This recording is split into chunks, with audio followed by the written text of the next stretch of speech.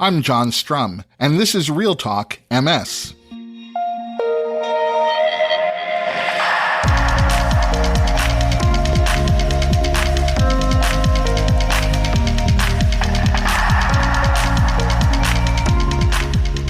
It's September 19th, and we have a lot to talk about. And today, we're talking about a subject that isn't talked about nearly enough. Today, we're talking about sex and MS. The strains and pressures of living with a chronic illness like MS can and will have an impact on your most important and closest relationships. And it's not unusual to see sex and intimacy become unintended and unnecessary collateral damage in the day-to-day challenges of living with MS. That doesn't have to be the case, and in fact, it shouldn't be the case. Madelyn Esposito is joining me today to discuss some of the common sexual problems faced by people living with MS, along with treatments designed to resolve those problems, ways to maintain intimacy in your relationship, and tips for a healthier sex life. Madelyn is a mental health clinician at the University of Wisconsin Health's Behavioral Health and Recovery Clinic. She's also a certified sex therapist and a clinical adjunct faculty member at the University of Wisconsin School of Medicine and Public Health. But before we get to my conversation with Madelyn Esposito, there are a few other things that you should know about. In just a few days, Real Talk MS will be celebrating our 6-year anniversary. You know, when you think about the longevity of most podcasts, that's more like 6,000 years. And what's most amazing to me is that in those 6 years, that's every month for the last 72 months, there has never been a single month when the number of people listening to this podcast hasn't increased. And all I can say is thank you for choosing to continue this conversation with me. I'll have a lot more to say on next week's episode of the podcast when we highlight some of the most important conversations that we've had over the past 6 years of Real Talk MS. If you're a regular listener, you've heard me talk recently about the National MS Society's Community Review of MS Research Committee. I became a part of this committee just a few short months ago, and I think it's important to share the work that this relatively new committee is involved in. But you guys hear from me all the time, so I thought it would make more sense to have a conversation with someone who's been a member of the committee since its inception a little more than a year ago, and someone who joined the committee the same time that I did just a few months ago. So I'm excited to introduce you to Cheryl Weeks-Frey, a relatively new member of the Community Review of MS Research Committee, and Kristine Werner-Ozug, who's been a member of the committee since its launch. Kristine, Cheryl, welcome to the podcast. Hi, John. Thanks for having me. Thank you for having me as well. Kristine, let me start with you. How would you describe the work that the Community Review of MS Research Committee does? Our goal is to have meaningful and collaborative interactions between people affected by MS, whether that's if you're living with MS or you care for someone that has MS, and researchers, where research decision-making is guided by people affected by MS as partners and as an advisory body. So, Kristine, can you explain where the committee fits in the MS Society's research approval process? So, all research grant proposals that are deemed to be of scientific merit through our scientific peer review process will then undergo a community review in our committee to help identify any patient-centered concerns about the proposed research, such as any burdensome protocols or outcomes of perhaps low interest to people living with MS. And these insights, along with the outcomes from the scientific review, are then taken together to inform the final funding recommendations. Cheryl, let me ask you, what got you interested in being a member of this committee? What got me interested is as a team leader, team captain for Walk MS, and a district activist leader going to our legislative bodies and requesting funding. It was really an opportunity to find out how this funding takes place. What are the steps and how do we decide? How does the society decide what research grants to award? Cheryl, without referring to any specific research proposals, can you walk us through what happened this past June at the last committee meeting? Sure. After we were given access to the proposals, we spent time individually reading the grant proposals, reading the plain language description, and reviewing them. And then we rated them 1 to 5. And then we had to write a critique about each of the grants. And then we got together in July and we came together to discuss our ratings and then come to a consensus of to which grants that we thought should be funded. Kristine, how would you describe your experiences as a member of this committee? This has been the most rewarding work that I've participated in to date since my diagnosis with MS in 2012. To be able to represent the MS community with having a voice in research, to share my lived experience with MS, which is expertise that a researcher or a physician may not necessarily have. It's not only important, but it's also very necessary to help propel our pathways to a cure. So what have you learned as a member of the committee? One of the biggest things I've learned is, although we all have MS or care for someone with MS, we all come from different lived experiences with MS. And those experiences are so vital. And I learn so much from each member of the committee every time we get together to discuss a proposal. And I can think that I've thought about each proposal from all angles and all sides and every voice of every person that I've ever met affected by MS. And then to my surprise, somebody on the committee voices something that I haven't maybe thought of. And so I'm constantly learning, which for me is wonderful because I love learning and I love research, which is why I'm so happy and honored to be a part of the committee. Let me ask you, Cheryl, why is including the voice of people affected by MS important when it comes to funding MS research?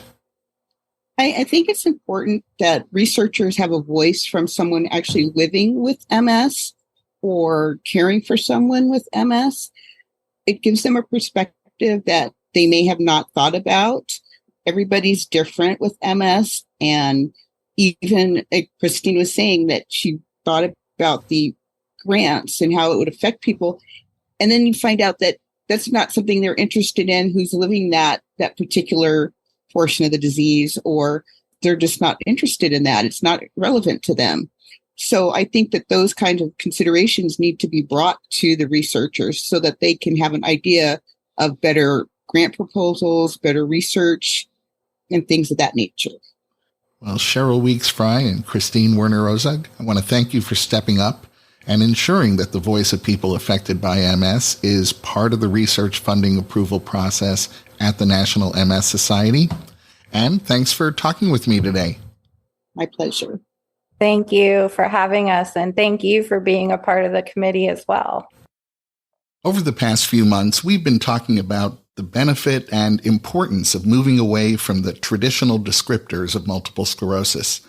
The very familiar terms that include relapsing remitting MS, secondary progressive MS, and primary progressive MS, and instead adopting a new framework, a way of talking about MS, researching MS, and treating MS that's based on the actual biological mechanisms that are taking place within an individual's central nervous system. If you've missed these conversations, you can get up to speed by checking out episode number 280 of Real Talk MS, and I'll be sure to include that link in today's show notes. This new framework for describing MS has been proposed by the International Advisory Committee for Clinical Trials in Multiple Sclerosis. It will allow neurologists and MS specialists to provide precision-based treatment that's focused on mitigating or resolving the specific events taking place in each individual patient's brain and spinal cord. The International Advisory Committee for Clinical Trials in Multiple Sclerosis has convened a working group to build on the proposed framework and recommend a model of MS that's based on biological mechanisms. And full disclosure, I'm honored to be a member of this working group.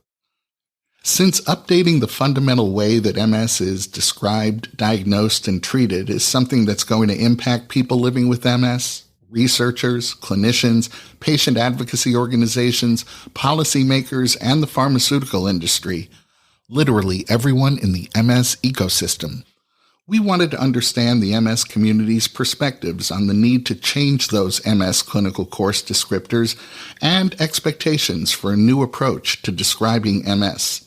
And so an online survey was created and distributed to multiple organizations on several continents, including the European Committee for Treatment and Research in MS, the Americas Committee for Treatment and Research in MS, the Latin American Committee for Treatment and Research in MS, the Middle North Africa Committee for Treatment and Research in MS, the Canadian Network of MS Clinics, the clinics associated with the Italian MS Registry, the research and healthcare professional communities that are registered through the National MS Society, the Australian, Italian, and UK MS societies, as well as the Consortium of Multiple Sclerosis Centers in North America.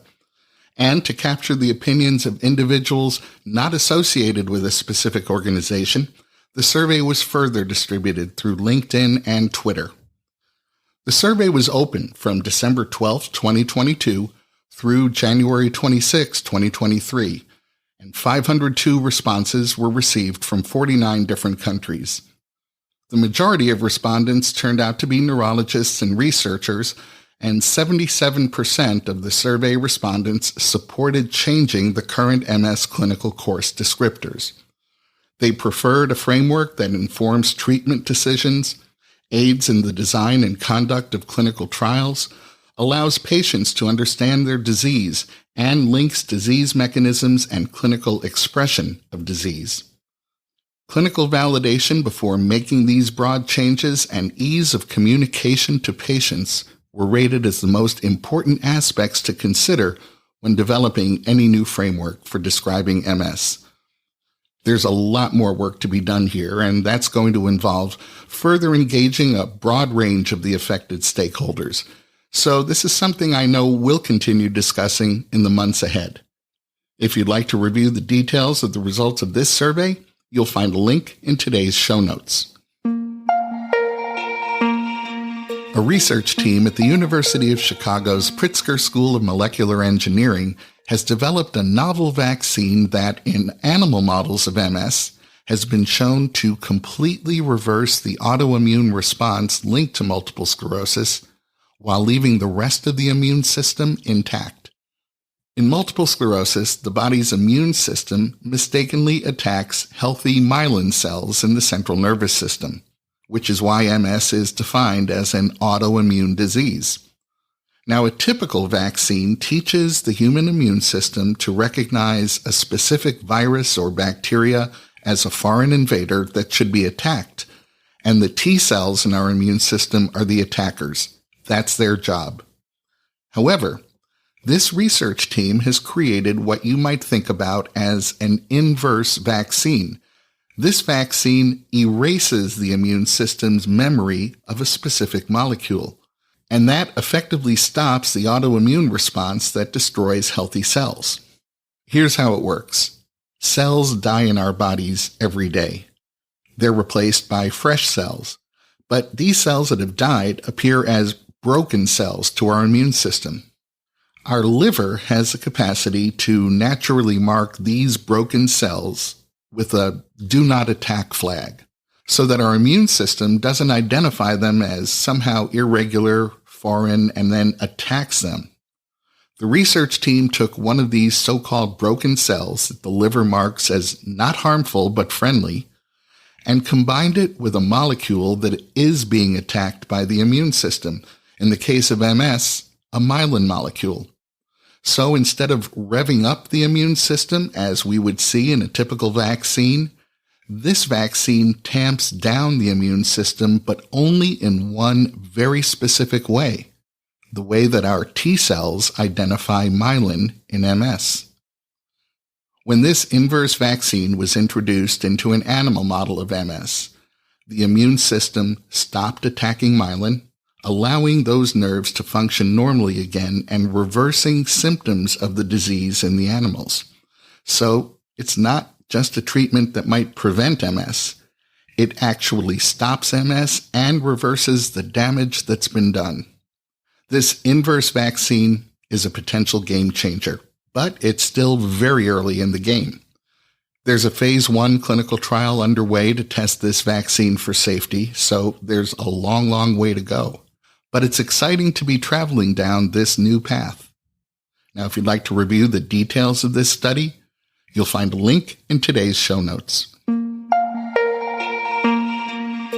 I want to take a moment to congratulate Dr. Rhonda Voskuhl for being named the first winner of the Rachel Horne Prize for Women's Research in MS. Dr. Voskuhl is a neurologist, research scientist, and clinician. She's a professor of neurology at UCLA, where she holds the Jack H. Skirball Chair for Multiple Sclerosis Research and serves as a director of the UCLA Multiple Sclerosis Program. Dr. Voskuhl has dedicated her career to furthering our understanding of the impact of sex hormones and genes on the biological processes that impact MS. She'll receive her award at ECTRIMS, the largest MS research conference in the world, taking place this year in Milan, Italy in October. I'll be attending ECTRIMS, and I'm looking forward to speaking with Dr. Voskuhl while I'm there. In the meantime, if you'd like to listen to Dr. Voskuhl describe some of her work investigating sex differences in MS, I'll invite you to listen to episode number 189 of Real Talk MS, and you'll find that link in today's show notes. It's always struck me as a little ironic that as a community, we have very little trouble discussing sex differences in MS. But we seem to stumble a bit when it comes to discussing sex difficulties in MS. Now, clearly, they aren't close to being the same thing. But when an overwhelming majority of both men and women affected by MS are facing difficulties associated with physical intimacy, you'd think we'd be hearing about it more often. In a moment, you'll meet my guest, sex therapist Madelyn Esposito, and we're talking about sex and MS. Salt and Pepper said it back in 1990. Let's talk about sex, baby. But here we are, more than 30 years after Salt and Pepper's effort to raise the question, and in the MS community, we still aren't doing a very good job of talking about sex, which is particularly unfortunate when you consider that studies indicate between 40 and 80% of women with MS and 50 to 90% of the men with MS experience some form of sexual dysfunction. Intimacy and sexuality are important components of a happy and healthy life, and although MS can affect sexual feelings and responses, sexual intimacy doesn't have to disappear when one partner is living with MS. Madelyn Esposito is joining us today to discuss some of the common sexual problems faced by people living with MS, along with treatments designed to resolve those problems, ways to maintain intimacy in your relationship, and tips for a healthy sex life. Madelyn is a mental health clinician at the University of Wisconsin Health's Behavioral Health and Recovery Clinic. She's a certified sex therapist and a clinical adjunct faculty member at the University of Wisconsin School of Medicine and Public Health. Welcome to the podcast, Madelyn. Thank you so much, John. As I mentioned a moment ago, many people living with MS avoid discussing sexual problems because either they're embarrassed or they don't realize those problems could be related to their MS. So I hope you'll take a moment to explain the role sexuality plays in our lives and why it's so important to address these kinds of problems as we would any other MS-related symptom. Given the stats that you previously mentioned of how folks are affected by sexual health problems with MS, that's a large number. And I don't think it can be understated how important sexuality is. When sex is not going well, when sex doesn't feel well, that is enough to affect how we feel about our bodies, how we feel about our relationships, how our partners interact with us. And so I do think that talking about sex is the biggest and first step someone can take in taking back empowerment over their body and their pleasure. So how does MS directly affect sexual feelings and function? So the central nervous system, the CNS, it makes sexual arousal possible. The brain, sexual organs, and other parts of the body, it sends messages to each other along the nerves that run along the spinal cord. And MS-related damage to these nerve fibers, it can directly affect and impair arousal, sexual responses in the same way that damage can affect a person's ability to walk or see. And just as with other aspects of MS, sexual problems can arise at any point in time. What kinds of sexual problems are the direct result of MS-related damage to the nerve fibers in our central nervous system? Absolutely decreased or absent sexual desire, especially as someone's body and they start to feel differently about how their body functions. Altered genital sensations like numbness or pain or hypersensitivity, decreased muscle tone in the vagina, difficulty or inability to get an erection, decreased vaginal lubrication, and then clitoral engorgement, difficulty with or inability to ejaculate, as well as decreased frequency and or intensity of orgasms. And are there treatments available for people who experience these kinds of sexual problems? Absolutely. So sex therapy is one useful option that helps to explore and enhance sexual satisfaction. Sex therapy is a specialty of psychotherapy where all we do is help people feel better in their bodies as sexual beings, as well as explore different behavioral interventions that can improve someone's sexual health. We don't do any examinations. We don't touch our clients, but we simply just help them learn the tools for a healthy sex life. So what are the most common MS symptoms that might impact sexual feelings and function? Fatigue is a major one, then pain, spasticity, bladder, bowel changes, depression, and cognitive changes as well. You mentioned fatigue, and I've often said that fatigue is something that gets in the way of fully engaging in so many areas of life. So what are some tips for finding the interest and the energy for sexual activity when you're dealing with MS-related fatigue? Fatigue is a major component as to how sexual desire will decrease with time. So scheduling sexual activity is one of the most useful interventions. Usually when I mention scheduling sex with my clients, they look at me like I have three heads. And I like to remind them that this doesn't mean that sex can't happen at other times. It simply means that there's time dedicated for intentioned quality interactions with their partners in whatever way that they're feeling up for it.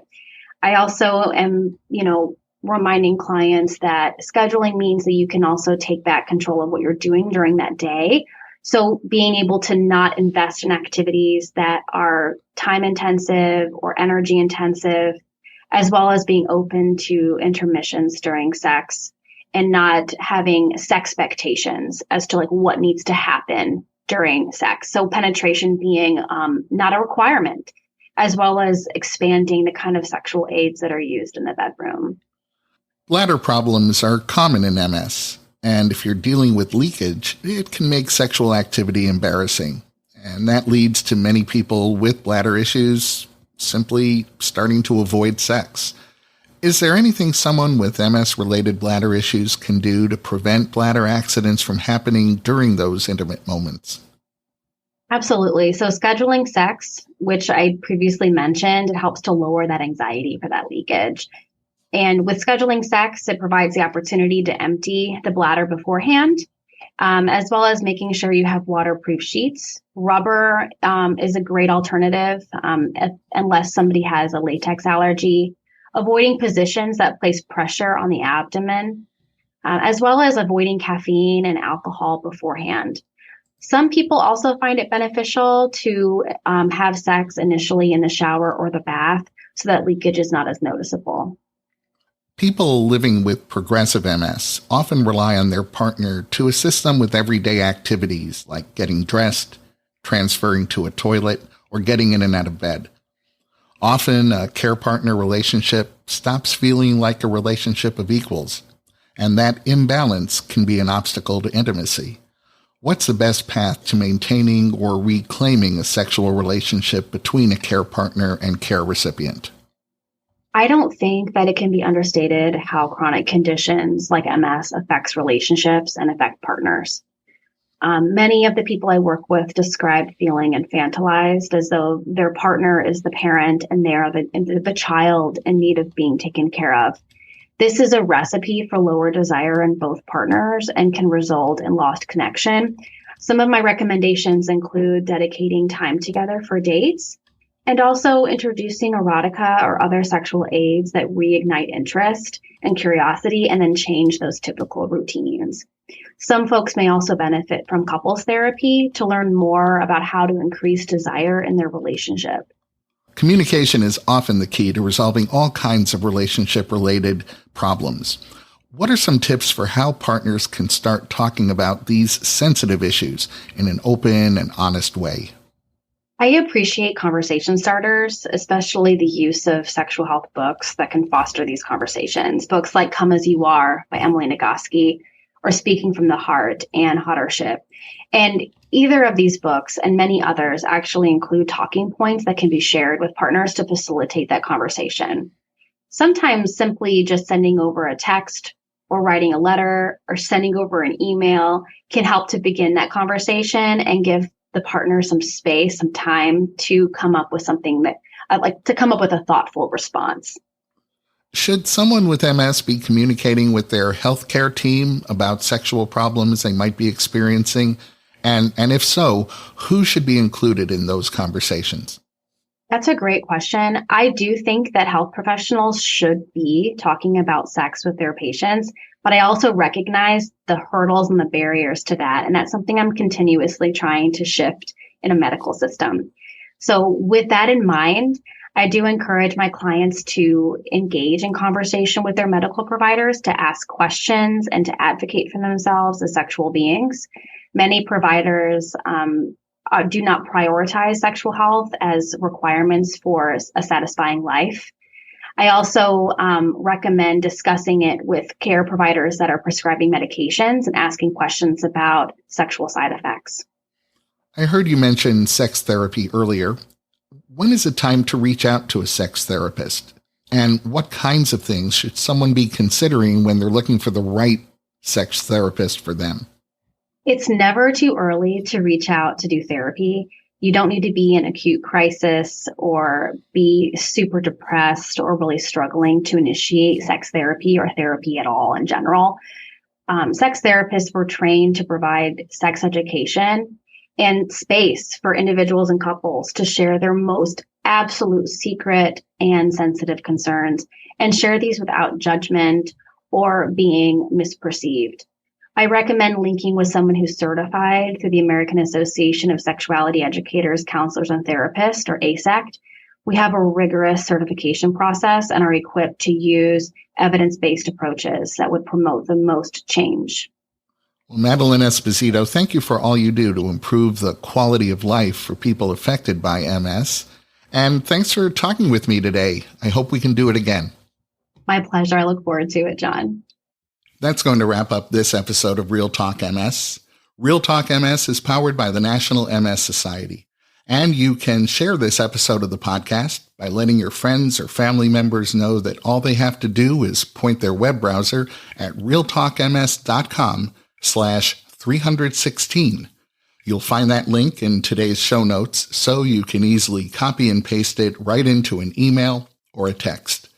And if you have a minute, I hope you'll visit the Apple App Store or the Google Play Store and download the free Real Talk MS app for your iOS or Android smartphone or tablet. It's the best way for us to stay connected. The app will automatically download the latest episode of Real Talk MS. You'll be able to access any of our past episodes. You'll be able to save your favorite episodes, and it's a great way for me to share bonus content with you. The app is free, so I hope you'll download it today. I'm John Strum. Thanks for listening. Stay safe and make healthy choices.